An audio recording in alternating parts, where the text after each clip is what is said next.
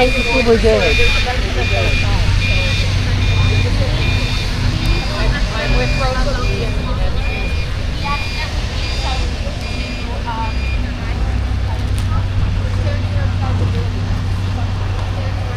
Caprice.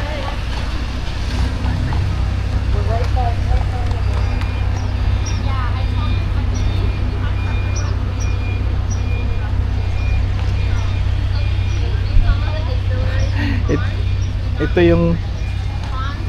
yung katulad ng Caprice namin na nawala sa 90s. They call it the yacht dahil para siyang barko sa laki. Napaka-komportable niya. At itong sinasundan niya ang Ford Crown Victoria.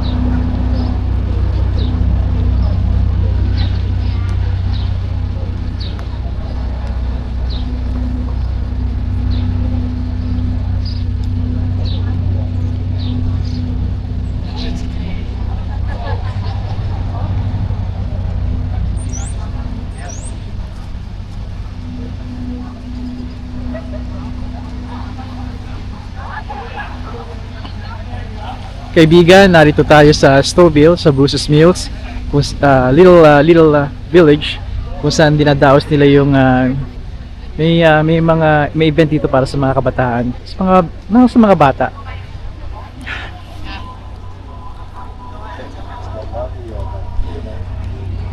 Crown Victoria. Alam nyo kaibigan, Chevy family kami, pero noon pa gusto ko na ang Crown Victoria. I think napakatikas niya. Ito ang kasagsagan ng 90s at 2000. Even sa hanggang ngayon, ito ang gamit ng iba pang mga hindi na talamak, hindi na marami, pero ito yung isa sa mga maasahan police interceptor na Chevy Crown Vic ang tawag nila, Crown Victoria. They can keep up almost everybody, every vehicle. Nawawalan lang ng baterya. Ito yan. At alam niyo naman ito, kaibigan, I love this. Naalala ko noon na pumupunta ako sa mga dealership, yung hindi dealership, yung dealership lang ng mga retired Crown Victoria. At madalas ang hangout ko doon kahit wala akong pera, pumupunta ako doon.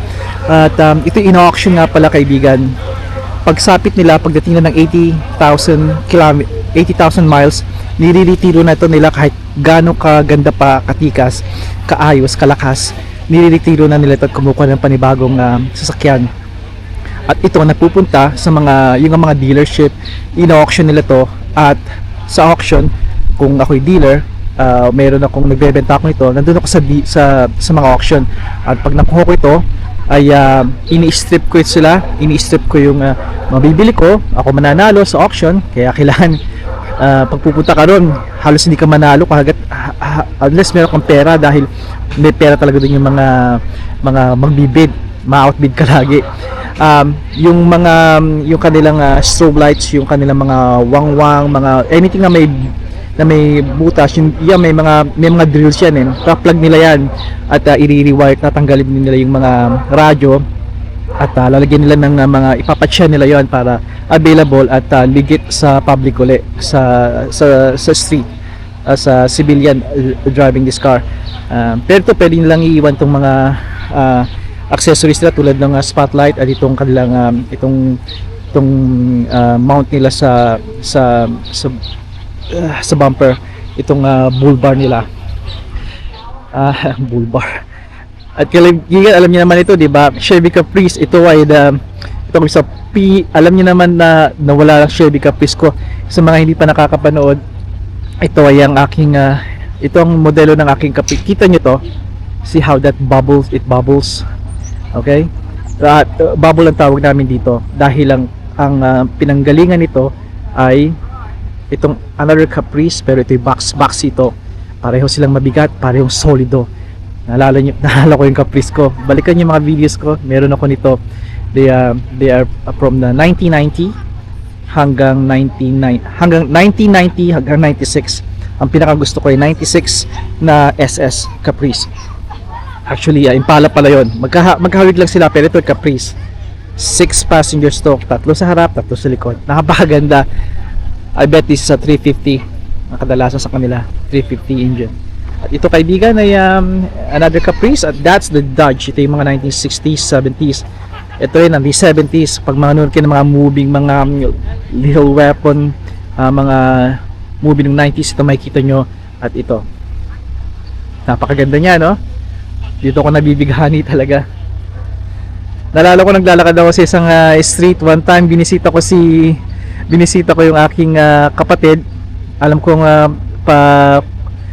pakonti-konti ang mga video ko sa inyo at hindi ako nagtatapat sa inyo. Naglalakad ako sa street, sa isang kalsada, galing ako sa pagbisita sa aking kapatid.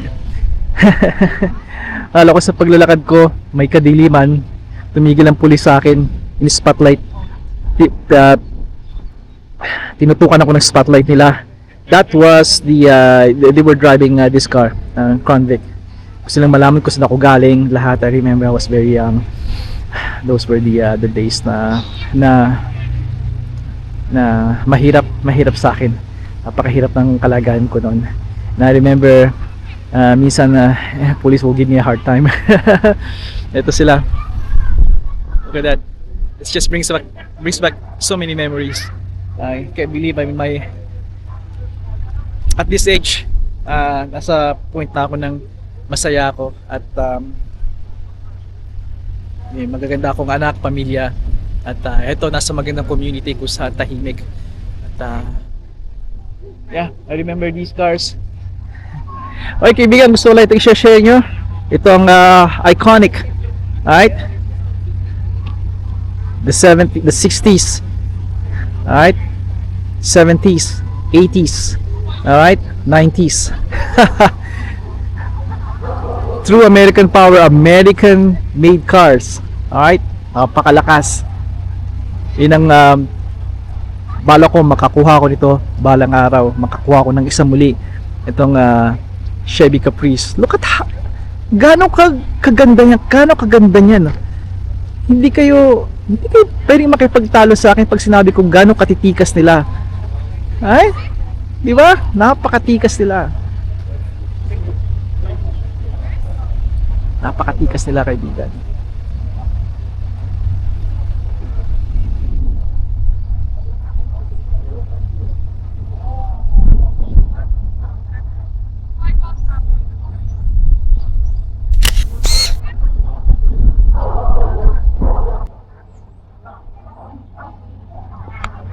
Kaibigan, hanggang sa muli, padayon.